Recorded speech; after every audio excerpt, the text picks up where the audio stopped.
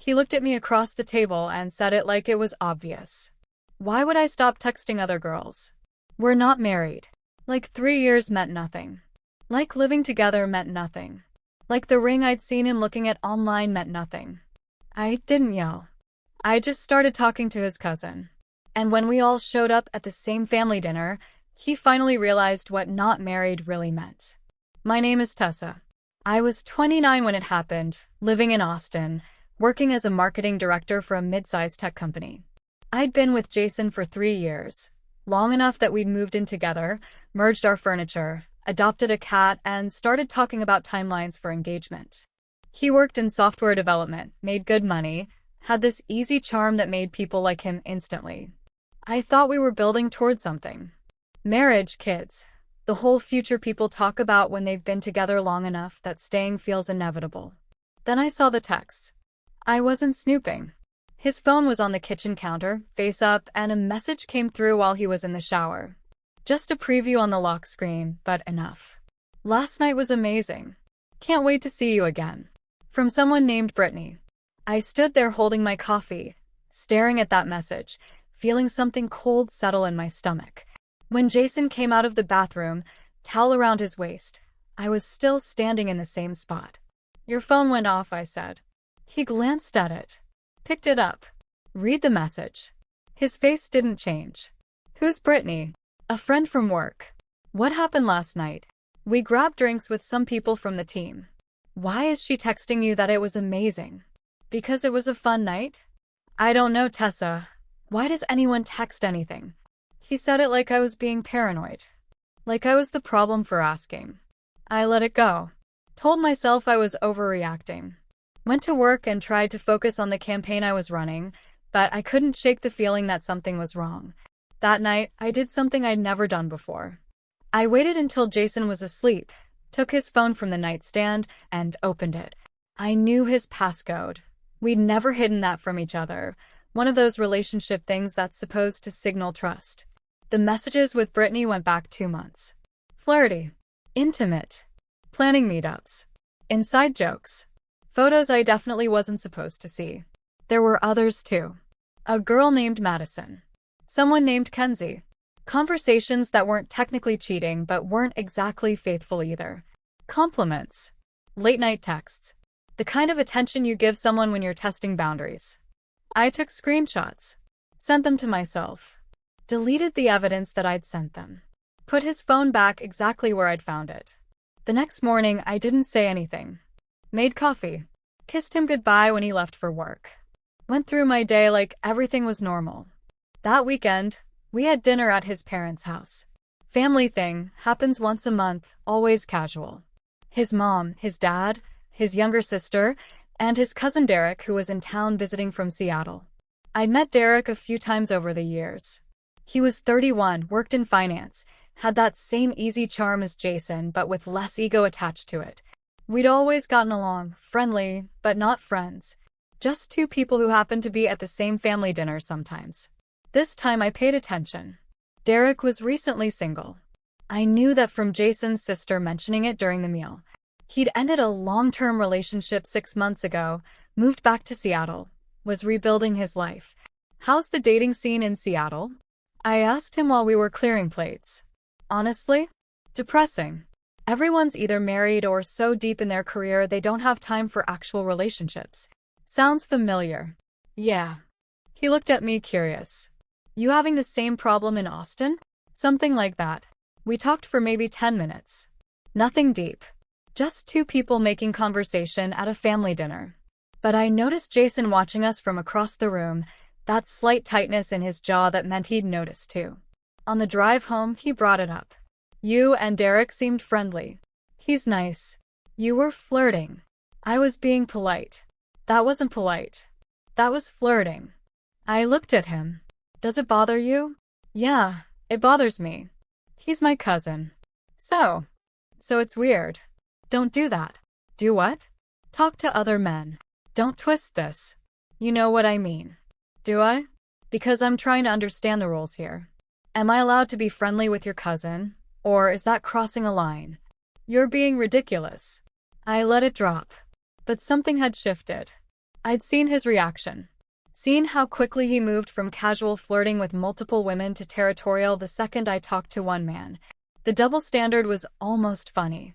That week, I reached out to Derek on social media. Just a simple message, "Hey, it was nice catching up at dinner.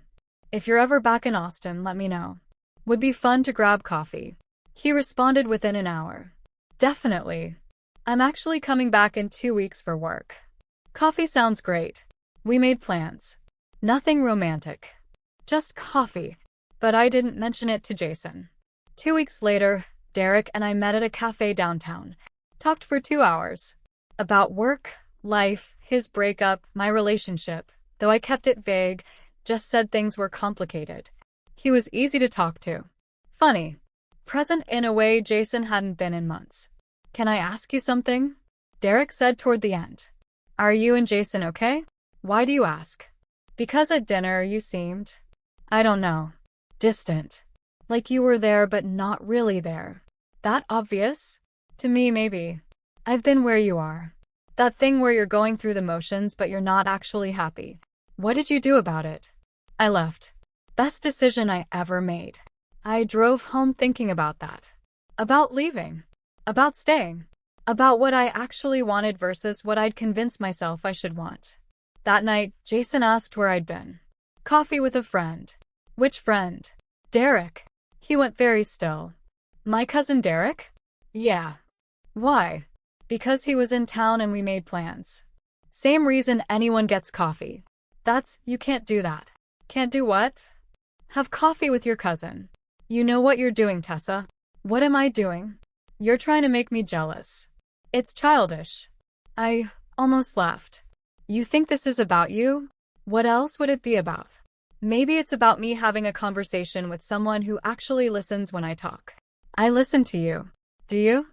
"Because I tried to talk to you about Brittany and you shut me down. I tried to talk to you about the other girls you're texting and you called me paranoid." His face changed. "What other girls?" "Madison. Kenzie." "Should I keep going?" "You went through my phone. You gave me your passcode. That doesn't mean you get to invade my privacy." "Right. Privacy. Is that what we're calling it?"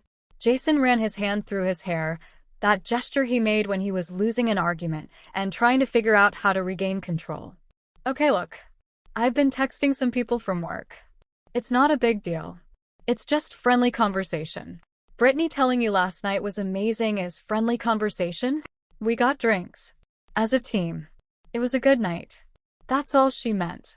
Show me the rest of the messages then." "No. Why not? If it's all innocent, show me. Because you're being controlling. I don't have to prove anything to you." "You're right," I said quietly. "You don't. Because we're not married." He froze. "What? That's what you said, right? Why would you stop texting other girls when we're not married?" "So you're right. We're not. Which means I don't have to prove anything to you either." That's different." "How?" "Because you had coffee with my cousin. My family. You're trying to humiliate me." "No, Jason. I'm just living by the rules you set. We're not married. So I can spend time with whoever I want." "Same as you." I walked into our bedroom and closed the door. He didn't follow. Over the next 2 weeks, Derek and I kept talking. Text messages mostly. Funny memes. Comments about our days. Nothing inappropriate, but definitely a connection. He made me laugh. Made me feel seen. And every time Jason saw me on my phone smiling, I could feel his irritation building. He confronted me about it one night while we were supposed to be watching a movie. "You're texting him right now, aren't you?" "Who?" "Derek. You're sitting here next to me texting my cousin. We're friends. Is that not allowed?" "It's weird, Tessa. He's family. You're my girlfriend. Your girlfriend who you don't feel married to. So technically, I can text whoever I want, right?" "Stop throwing that back in my face." "I'm not throwing anything. I'm just applying your logic consistently. This is different and you know it." "How?"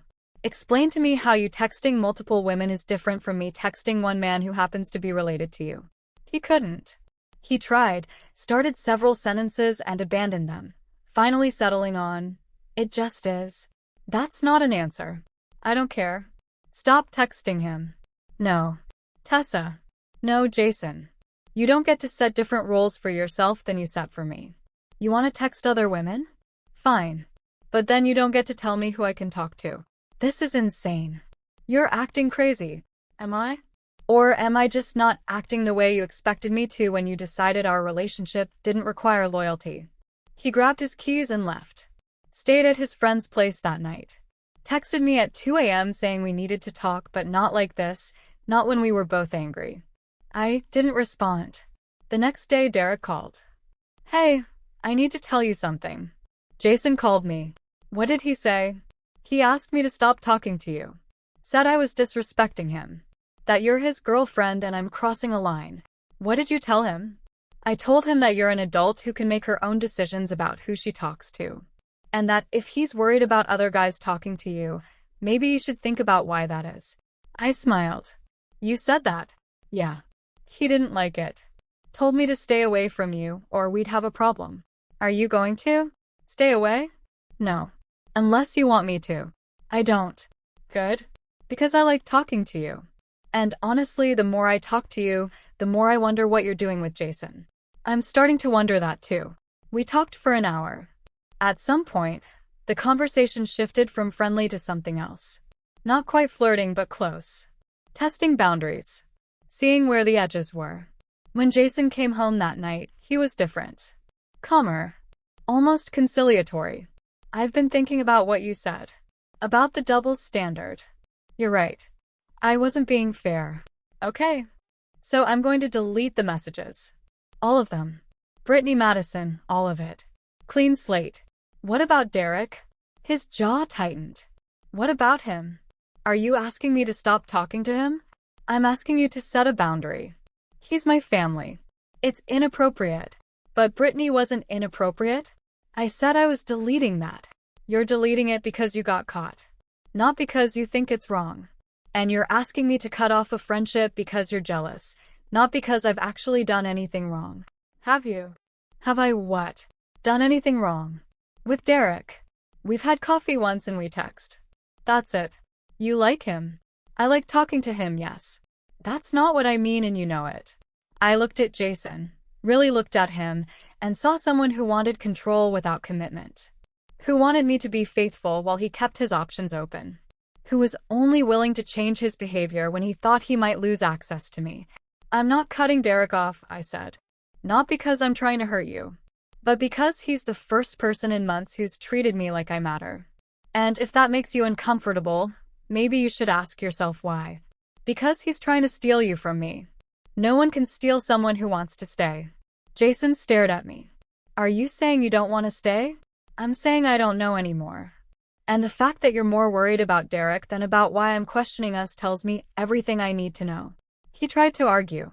Tried to convince me I was overreacting, that we could work through this, that I was letting one argument blow up 3 years of relationship. But it wasn't one argument.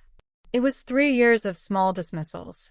3 years of being told I was too sensitive when I had concerns. 3 years of watching him prioritize his comfort over my feelings.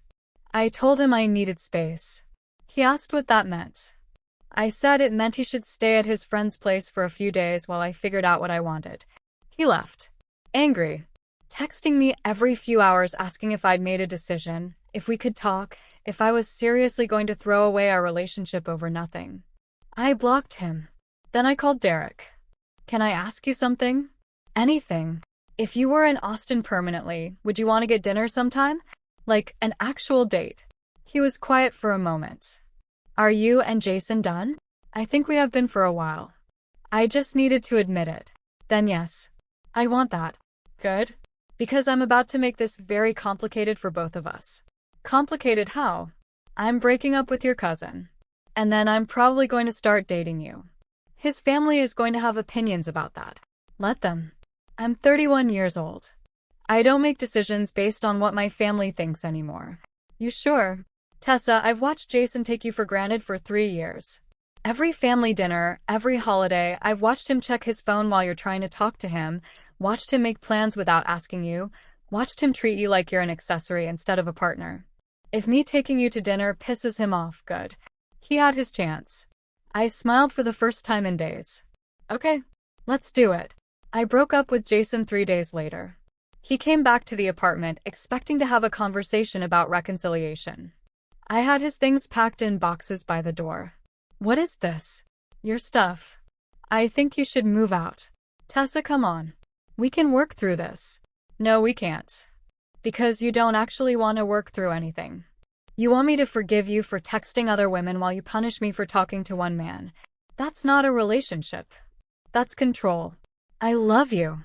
You love having me. There's a difference. So what, you're just done? 3 years and you're throwing it away. You threw it away the first time you decided I wasn't enough. I'm just acknowledging it. This is about Derek, isn't it?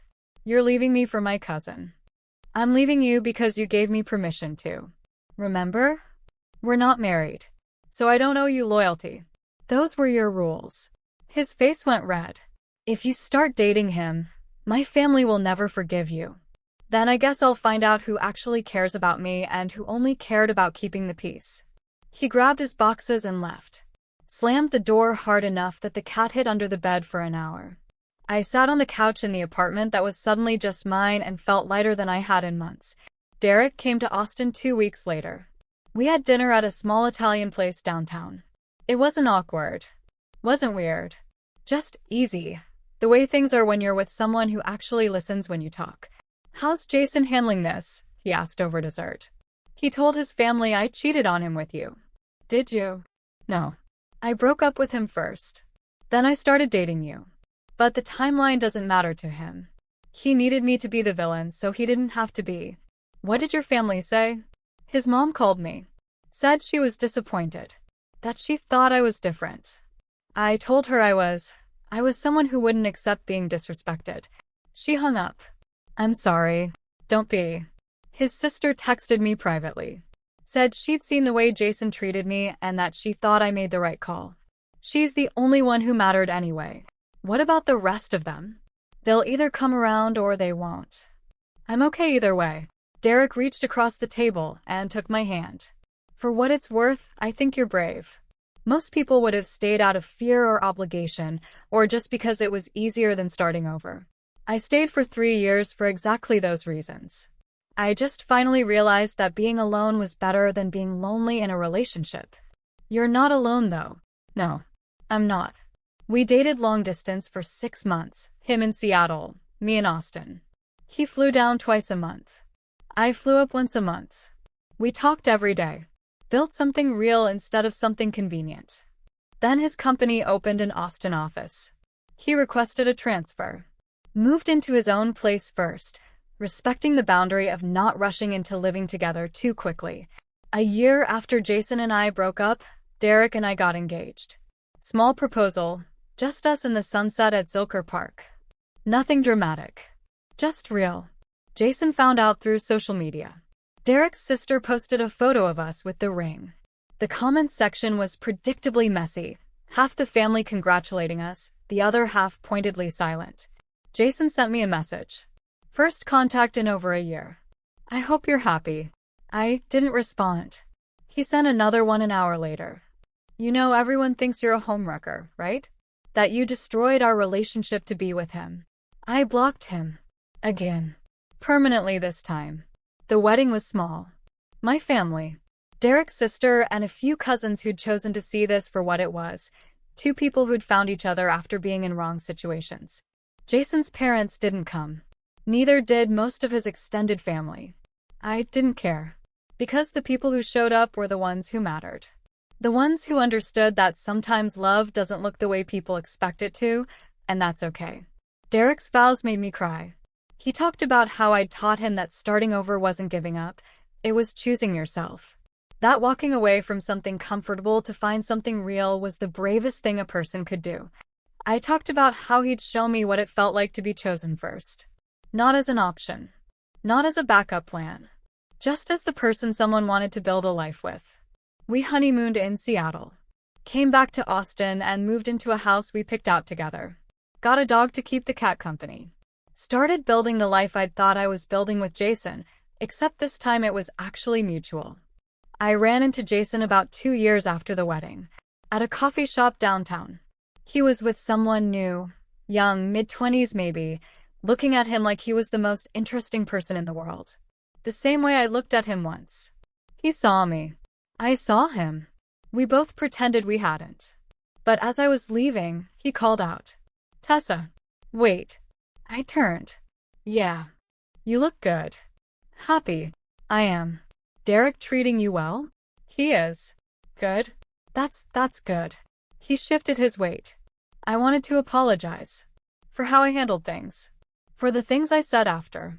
Okay. I was hurt. And I blamed you for leaving instead of looking at why you left.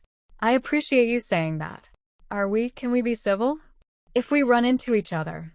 We can be civil, Jason. We just can't be friends. Too much history. Right. Yeah. I get that. He paused. For what it's worth, I get it now. Why you left. Took me a while, but I understand. What made you understand? He glanced at the girl waiting for him by the door. She asked me if we were exclusive. And I told her we didn't need labels.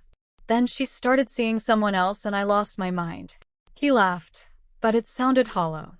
Karma's funny that way. It is. I hope you stay happy. You deserve it. Thanks. I hope you figure out what you actually want. Before you hurt someone else who doesn't deserve it. I left before he could respond.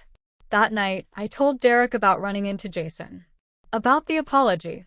About the karma. How did it feel, he asked. Honestly? Nothing. I thought I'd feel vindicated or satisfied or something. But I just felt nothing. Like he was a stranger who happened to know details about my past. That's probably healthy. Probably. I spent so long being angry at him. Being hurt. Wanting him to understand what he'd done. And now that he finally does, I don't care anymore. Because you moved on. Because I found better. Derek pulled me close. We both did. 3 years into our marriage, Derek's mom reached out. She'd been one of the ones who'd sided with Jason initially, cut us off, made her disappointment clear. She asked if we could have coffee. I almost said no. But Derek encouraged me to at least hear her out. We met at a neutral location. She looked old or tired. I owe you an apology, she said before I could even order. For how I treated you. For believing Jason's version without asking for yours. For choosing sides when I should have just wanted everyone to be happy. What changed? Jason's engagement fell apart. Third one since you. And watching him sabotage every relationship the same way made me realize the problem wasn't you. It was him. And I took his side because he's my nephew and I thought that's what family did. Family should want the truth, not just loyalty. You're right. And the truth is, I can see you and Derek are happy. Really happy. And I missed your wedding because I was stubborn and wrong, and I'd like to be part of your life going forward. If you'll let me. I thought about it. About grudges and forgiveness and what I actually wanted. I can't promise we'll be close. Too much has happened. But we can start with coffee. See where it goes. She cried. Thanked me. Said she understood. We're not close. Probably never will be. But we're civil. Kind. She came to Derek's birthday last year. Sent a thoughtful gift when we had our daughter. It's not perfect reconciliation. Just realistic relationship repair. And that's enough. Because I learned something important through all of this. You don't have to accept people's first version of you. When Jason decided I wasn't worth commitment, I could have believed him. Could have stayed, trying to earn what I should have been given freely. Instead, I left. Found someone who saw my worth immediately. Built a life that didn't require me to diminish myself to fit. The revenge wasn't in dating Derek, though Jason saw it that way. The revenge was in choosing myself. In refusing to accept breadcrumbs from someone who wanted the benefits of a relationship without the responsibility. In showing Jason and everyone who sided with him that walking away from disrespect isn't giving up. It's leveling up. He wanted to know why he should stop texting other girls when we weren't married. I showed him what not married actually meant. It meant I didn't owe him fidelity to a future he wasn't willing to commit to. It meant I was free to find someone who didn't need a legal document to treat me like I mattered. It meant his rules applied to both of us, even when he didn't like it. Jason's still single from what I hear. Still dating casually. Still telling women he's not ready for commitment while expecting them to act committed to him. And me? I'm married to someone who chose me before I chose him. Who treats our relationship like a privilege, not a given. Who understands that love isn't about control. It's about partnership. Derek still laughs about how we got together. I stole my cousin's girlfriend, he'll joke at family dinners. No, I always correct him. You met a woman who'd already decided to leave. You just gave her a reason to believe starting over was worth it. And it was. Every single day it was.